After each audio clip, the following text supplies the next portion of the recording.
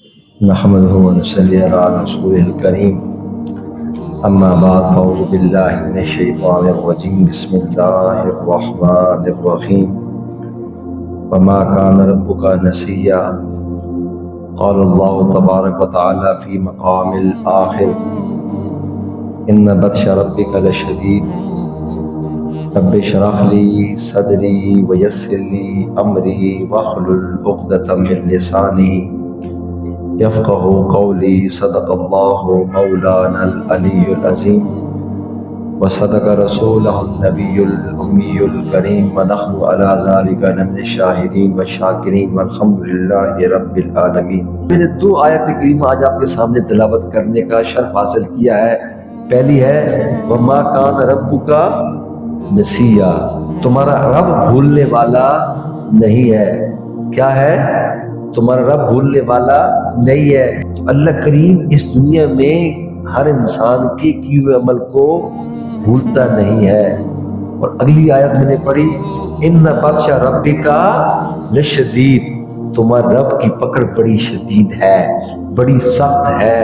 تمہارے رب کی جب پکڑ ہوتی ہے نا پھر تم اس پکڑ سے بچ نہیں سکتے۔ میری آج ان 2 آیتوں کو پڑھنے کی جو وجہ ہے بلا شبہ اس میں ہماری ذات بھی شامل ہے، میں اس کو بھی اس کے ساتھ تعلق جوڑنے کی کوشش کروں گا، لیکن میں آج آپ کی توجہ یہ جو ہمارے ہاتھ میں موبائل ہے، یہ جو آج اس کی وجہ سے ہم پوری دنیا کے ساتھ کنیکٹ ہیں، آج یہ پوری دنیا ایک گلوبل ولیج بن چکی ہے۔ اور گلوبل ولیج اس لیے کہا جاتا ہے کہ پرانے زمانوں میں جو یہ دیہات ہوتا ہے نا، ولیج ہوتا تھا، اس میں ہر بندے کو دوسرے بندے کے بارے میں علم ہوتا تھا۔ وہ فلانے نگر پہ چاچا رشید رہتا ہے، ادھر دائیں ہمارا عبد الغفور بھائی ہے، سب لوگ دیہات میں ایک دوسرے کو جانتے ہوتے ہیں۔ وہ کہتے ہیں کہ وہ بھانڈا بھی کھڑکے نا دیہات میں تو پتہ لگ جاتا ہے کہ وہاں خیر ہے یا کوئی پریشانی ہے۔ تو آج اس سوشل میڈیا کی وجہ سے یہ پوری دنیا گلوبل ولیج ہو چکی ہے۔ جس لمحے کہیں پر کوئی مسئلہ ہوتا ہے اس انٹرنیٹ کے ذریعے ہم سب تک وہ خبر پہنچ جاتی ہے۔ آج آپ میں سے بہت سے لوگوں کی شاید علم میں ہوگا اور شاید نہ بھی ہو، لیکن میں آپ کے سامنے وہ بات رکھنا چاہتا ہوں۔ جب ہمارے ذہنوں میں یہ ہمارے منہ سے یہ جملہ ادا ہوتا ہے امریکہ، USA، United state of America, تمہارے دماغ میں فوراً کیا آ جاتا ہے؟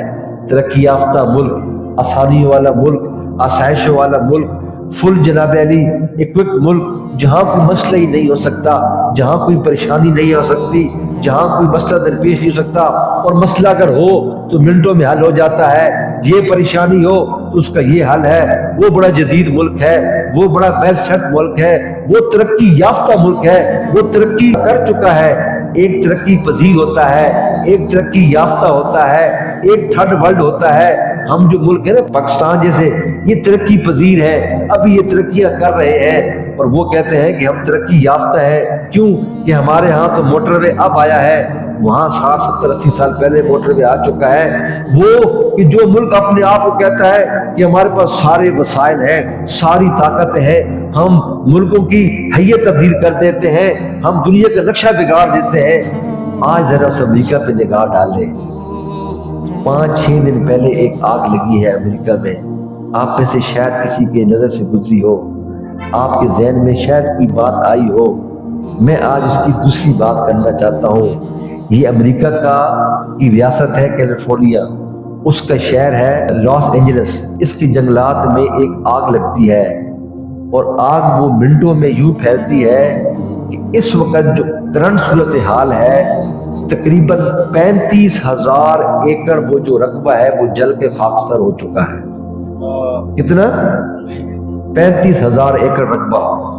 اور اب تک امریکہ اس آگ پہ قابو نہیں پا سکا ہے۔ بہت سارے اس کے شہروں کے نام ہیں، کہیں پر انہوں نے 50%، کہیں پہ 30%، کہیں پہ 20%، کہیں پہ 6% آگ پہ قابو پا سکے ہیں۔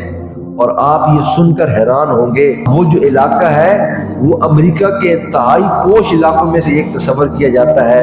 میں معذرت کے ساتھ یہ بات کہنا چاہتا ہوں، اگر ہم میں سے کوئی شخص کسی کو یہ سوال کرے کہ آپ فلموں کے بارے میں تھوڑا جانتے ہیں، تو ہاں لوگ کہیں گے ہاں جی ہم جانتے ہیں۔ تو جو دنیا میں سب سے بڑی فلم کی انڈسٹری ہے ہالی ووڈ جسے کہتے ہیں، وہ بھی اسی میں لاس اینجلس میں ہے، اور وہاں پر اس انڈسٹری کے بڑے بڑے اداکار رہتے ہیں، اور جن کا سب سے چھوٹا گھر جو ہوتا ہے نا، جو جس کی مالیت ہوتی ہے وہ 8 ملین ہوتی ہے، اور 1 ملین جو ہوتا ہے وہ 10 لاکھ کا ہوتا ہے، یعنی 80 لاکھ ڈالر کا گھر کسی کا ہوگا۔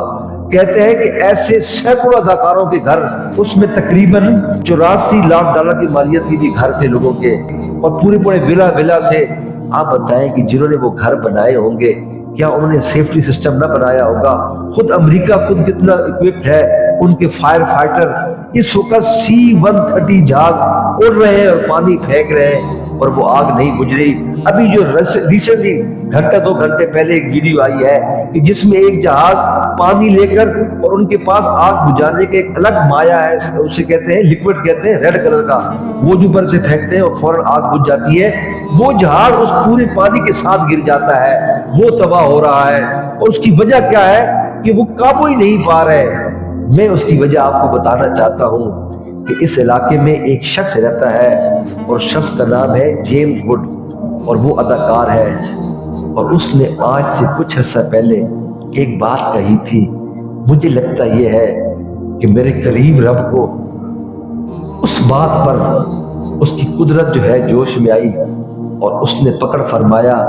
اس جیمز ووڈ نے کہا تھا کہ جب اسرائیل فلسطین پہ حملے کر رہا تھا، جب اسرائیل فضا کی اینٹ سیڑھ بجا رہا تھا، جب اسرائیل فلسطین کے ہسپتالوں کو تباہ کر رہا تھا، محصول گھروں میں بمباری کر رہا تھا، اور وہ پورا فلسطین جو آج 2 سال میں اسرائیل نے پوری اپنی ہواریوں کے ساتھ مل کر، اور وہ پورے ساز و سامان کے ساتھ لیس ہو کر جو بمباری کر کے 2 سال میں جو حشر کیا، آج چند گھنٹوں میں، چند دنوں میں وہ پوری امریکہ کی ریاست ایک طرف جو ہے نا وہ خاکستر ہو گئی۔ وہ اس جملہ کیا تھا جب وہ فلسطین پر اسرائیل حملہ کر رہا تھا؟ تو وہ جیمز ووڈ کہتا ہے کہ آگ لگا دو، تباہ کر دو، مٹا دو، ان کو صفحہ ہستی سے مٹا دو، یہ اس قابل ہی نہیں ہے۔ اس نے غرور میں، تکبر میں یہ جملے کہے تھے، اور آج وہی جیمز ووڈ اپنے گھر باہر کھڑا ہو کے وہ دیکھ رہا ہے کہ اس کا گھر جل رہا ہے، اس کی آنکھوں میں آنسو ہے، وہ رو رہا ہے، وہ پچھتا رہا ہے، لیکن اسے پتہ لگ گیا ہوگا کہ یہ قدرت کے فیصلے ہیں کہ تم ان نہتے معصوم بچوں پر بمباری کرتے ہو۔ اور پھر اللہ کریم نے یہ دکھایا کہ ماں کان ربک نسیا، اللہ نہیں بھولتا ہے، ان بطش ربک لشدید۔ جب اللہ کی پکڑ ہوتی ہے تو پھر ایسی ہوتی ہے کہ پھر امریکہ جیسی سپر پاور بھی جو ہے نا ہاتھ پہ رکھ کے بیٹھی ہے، اور ابھی تک آگ قابو میں نہیں آئی ہے۔ اب سنیں کہ میرے رب نے یہ کام کیا کیسے ہے۔ کہتے ہیں کہ ان جنگلات میں کچھ عرصہ پہلے شدید بارشیں ہوتی ہیں، اور ان بارشوں کی وجہ سے وہ جگہ جو خالی ہوتی ہے وہاں پر بھی پودے اگاتے ہیں، اور وہ پودے پھر اتنے بڑے ہوتے ہیں، پھر اللہ کریم وہاں پر قحط نازل فرماتا ہے، پھر وہ خشک ہو جاتے ہیں، پھر وہ سوکھ جاتے ہیں۔ آپ کو پتہ ہے کہ گیلی لکڑی پہ آگ دیر سے لگتی ہے، خشک لکڑی پہ آگ جلتی لگتی ہے۔ اللہ کریم نے پہلے اس کو اگایا، ان جنگلوں کو سرسبز و شاداب بنایا، وہ جو خالی جگہ تھی وہاں پر بھی جو ہے وہ درخت لگوائے، وہ جو جڑی بوٹیاں لگوائی، اور پھر ان کو خشک فرمایا۔ اور پھر یہ کہتے ہیں کہ وہاں اتنی آبادی ہے کہ وہاں سے تارے گزرتی ہیں۔ اب آپ اسے شارٹ سرکٹ کہیں، آپ اسے کوئی بہانہ کہیں، میں تو کہتا ہوں کہ میرے رب کی پکڑ شدید ہے۔ اس کریم نے یہ پکڑ فرمائی ہے، اس امریکہ کو یہ بتایا ہے کہ جو ظالم کا ساتھ دے گا میں اس کے ساتھ یہ کروں گا۔ اب میں بات یہاں پر اپنی اوپر لے کے آتا ہوں، ہم بھی تو ظالموں کا ساتھ دے رہے ہیں۔ دوستو ناراض نہیں ہونا، میرا جو بھائی جب پیپسی کی بوتل پکڑتا ہے اس کو منہ کے ساتھ لگاتا ہے، اس کے پیسے ادا کرتا ہے، وہ مزے ہی تو لے رہا ہوتا ہے سپ لے کر پیپسی کے، وہ در حقیقت اپنے اس پیسے، اس سپاہی ہے یہ فوجی ہے، اس کی بستور میں ایک گولی بھر رہا ہوتا ہے۔ ہم بھی ظالم کا ساتھ دے رہے ہوتے ہیں، ہم بھی مظلوم کے خلاف اس کا حصہ بن رہے ہوتے ہیں۔ ہم KFC کے برگر کھاتے ہوئے یہ بھول جاتے ہیں کہ فلسطین میں بھوکے بیٹے بچے، وہ مائیں، وہ کیا حالت ہے کہ جن کے پاس کھانے کو نہیں ہے، وہ ابلے چاول۔ اب تو صورتحال یہ ہے کہ پکانے کو ایندھن نہیں، رہنے کو چھت نہیں، کوئی آسرا نہیں ہے۔ ابھی تھوڑی دیر پہلے میں وہ ویڈیو دیکھ رہا تھا، کھلے آسمان میں چھپڑ کے نیچے ایک ماں اپنے بچے کو یوں تھپکا رہی ہے، لگتا ہے کہ وہ اللہ کو پیارا ہو گیا ہے، دوسرا بیٹا سردی سے کانپ رہا ہے۔ ارے ہم کس طرح یہاں بیٹھے ہم فلسطین کی مصنوعات استعمال کرتے ہیں، ہم یہاں کیسے بیٹھ کر کہہ دیتے ہیں کہ یار اس سے کیا ہوتا ہے؟ ارے بہت کچھ ہوتا ہے، تم ان کی مصنوعات کا بائیکاٹ کر کے تو دیکھو وہ دنیا میں خوار ہوتے ہیں کہ نہیں ہوتے۔ فتح خیبر پہ جب یہودیوں نے یہ کیا تو آقا کریم نے اس وقت یہی کیا کہ ان کے درخت کاٹ دو، ان کی معیشت کو تباہ کر دو۔ ہم تو آج ان کی معیشت کا حصہ بنے ہوئے ہیں۔ ہمارا کون سا گھر ہے کہ جس میں اسرائیلی مصنوعات نہیں ہے یا ان سے منسلک مصنوعات نہیں ہے؟ لیکن ہم خاموش ہیں۔ تو دوستو، اللہ کا عذاب بڑا سخت ہے۔ وہ اس بات بھی ناراض ہوتا ہے کہ ظلم کے خلاف تم کھڑے تو نہیں ہو رہے، کم از کم برا تو جانو، اپنے طور پہ تو کردار ادا کرو۔ ہم تو اس قدر کمزور ہیں کہ ہم ظالموں کے ساتھ کھڑے ہیں۔ آج لوگ کہتے ہیں کہ حماس نے کیوں حملہ کر دیا؟ ارے میں کہتا ہوں اس نے اچھا کر دیا حملہ کر کے، کم از کم ایک لکیر کھینچ دی کہ ایک طرف وہ ہو گئے ہیں کہ جو اسرائیل کے حامی ہے، ایک طرف وہ ہے جو فلسطین کے حامی ہے۔ آپ کو پتہ ہے کہ اس حماس کے حملے سے پہلے ایک اچھی خاصی مسلم ممالک کی تعداد اس بات پہ راضی ہو گئی تھی کہ ہم اسرائیل کو تسلیم کر لیتے ہیں۔ ارے سعودی عرب کو دیکھ لو، ہمارے چینل بلاک ہوتے ہیں تو ہو جائے، ہمارے یہ کام رکتا ہے تو رک جائے۔ وہ سعودی عرب نیو میں شہر بنا رہا ہے جس میں کہا گیا ہے کہ اتنے یہودی آ کے آباد ہوں گے۔ ارے افسوس کی بات ہے کہ وہ خانہ کعبہ، وہ سرزمین حجاز، وہ حرمین شریف دھرتی کہ جس میں ہم یہودیوں کو آباد کرنے چلے ہیں، ہم یہودیوں کے ساتھ دوستی کرنے چلے ہیں، ہم نے اللہ کی بارگاہ میں پیش نہیں ہونا۔ آج ملت اسلامیہ میں یہ احساس ہی ختم ہو گیا ہے کہ ہمارا فلسطین ان کے قبضے میں چلا گیا ہے۔ آج ہمیں یہ احساس ہی ختم ہو گیا ہے کہ بیت المقدس میں نماز ادا نہیں کر سکتے۔ آج ہمارا یہ احساس ہی ختم ہو گیا ہے کہ اسرائیل نے ہماری انبیاء کی سرزمین فلسطین کو پارا پارا کر دیا ہے۔ ہم اپنے گھروں میں خوش ہیں، اپنے گھروں میں مطمئن ہیں۔ ہم یہ سمجھتے ہیں کہ یہ زندگی جو ہم جی رہے ہیں مستقل زندگی ہے، عارضی زندگی ہے، فانی زندگی ہے، ختم ہونے والی زندگی ہے۔ کل کسی نے مر جانا ہے، پرسوں میں نے مر جانا ہے، کسی نے نہیں یہاں رہنا۔ کل نفس ذائقۃ الموت کا کلیہ ہر ایک کو فٹ آنا ہے۔ تو پھر اس لیے ہم یہاں دھوکے میں ہیں، ہم کیا سمجھ کے یہاں رکے ہوئے ہیں؟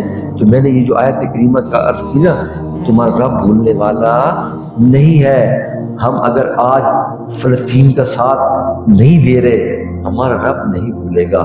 آج ہم اسرائیل کی مصنوعات استعمال کر رہے ہیں، ہمیں پتہ ہے کہ ہم چھوڑ سکتے ہیں، نہیں چھوڑ رہے، ہمارا رب بھولنے والا نہیں ہے۔ اور اللہ معاف کرے، ان بطش ربک لشدید، اور اگر اس کی پکڑ ہو گئی تو پھر یہ زندگی بھی تنگ ہو جائے گی، قبر بھی عذاب والی ہو جائے گی، اور آخرت کا معاملہ تو پتہ نہیں کیا ہوگا۔ دعا ہے کہ اللہ کریم ہمیں حق کے ساتھ کھڑے ہونے کی توفیق عطا فرمائے، ہمیں مصلحتوں سے بالائے طاق ہو کر سچ کا ساتھ دینے کی توفیق عطا فرمائے، ہمیں وہ کردار ادا کرنے کی توفیق عطا فرمائے کہ جو اللہ کریم کی بارگاہ میں پسندیدہ ہو، جو ایسا نہ ہو کہ جو اس کے اور اس کے حبیب کی ناراضگی کا باعث ہو۔ کیوں کہ مجھے خوف آتا ہے یہ جو معصوم شہید بچے، یہ بزرگ، یہ نوجوان، وہ جو بے یار و مددگار شہادت کا رتبہ پا رہے ہیں، وہ ضرور اللہ کی بارگاہ میں ہماری شکایت کریں گے۔ اور جب اللہ کی بارگاہ میں شکایت ہو گئی تو اللہ کریم اپنے حقوق تو معاف کر دیتا ہے، بندوں کے حقوق معاف نہیں کرتا۔ اللہ کریم ہمیں سچ کا ساتھ دینے کی توفیق عطا فرمائے، اور اللہ کریم ہمیں اپنی خطاؤں پر شرمندہ ہونے کی توفیق عطا فرمائے۔ وآخر دعوانا ان الحمد للہ رب العالمین۔